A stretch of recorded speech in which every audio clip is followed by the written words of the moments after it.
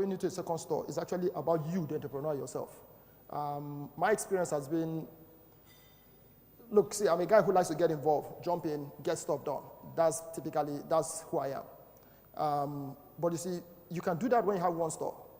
When you have two stores, you can't do that anymore. You can't jump into every store, every day wake up and start, you become the problem. You become the problem.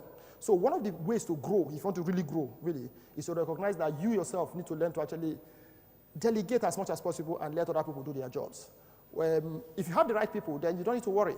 What we've done over time, personally for me, has been that, I've focused more on the culture of the organization I'm trying to build. We are building a different type of business, not exactly what everybody does. So I focus more on the culture. I've decided not to get involved with operations as much. So I could, look, I don't sign checks anymore. I don't do a lot of things that I used to do anymore, actually. I've sort of delegated a lot of those out. And I could actually come to functions like this and talk about the business without actually being there. I know that business is working out fine. And what it does also is this.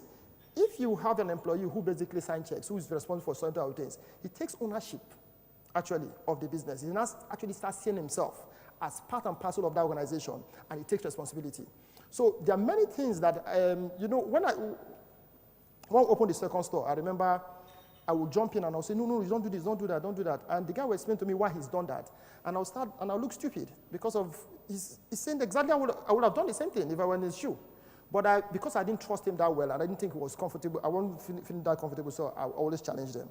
I think the biggest challenge for an entrepreneur really is the ability to recognize that, look, if you're going to grow, you have to actually create a structure and a system that allows you to step away, focus on building an organization, the culture, and let people play within those rules you've created. And I think that's the biggest challenge entrepreneurs have. In conclusion, I think if you're going to grow, if you have a store and you're going to grow into the next store, you need to think about a number of things. You need to think about how you want to fund that growth.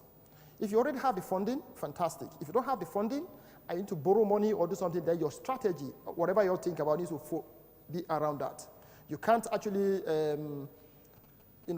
try to do what ShopRite is doing when you don't have the same funding they have. Everybody has different funding sources, so you think about what you want to do clearly.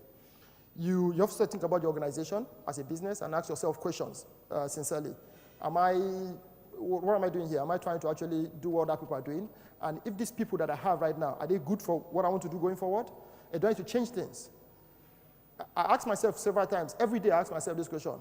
The guy that I have today running this store, is he going to be the same guy running this store in 6 months' time? Can he grow further than what he is today? Is it possible, you understand? What are the changes that's going to happen? Because change will always happen. It's inevitable. You don't tell yourself that it's going to happen. At some point in time, you have to grow. And if you want to grow, then you have to ask yourself, are the people, process, and product that I have right now today, are they what I'm going to have over the next few months and years coming? If they are not, what are the changes, what are the steps I'm putting in place to make those happen? Am I going to let somebody go, or do I need to change the guy's role within the business? Am I going to have to change the process to address that? Am I going to actually basically change the service or product I offer to my customers to address these issues?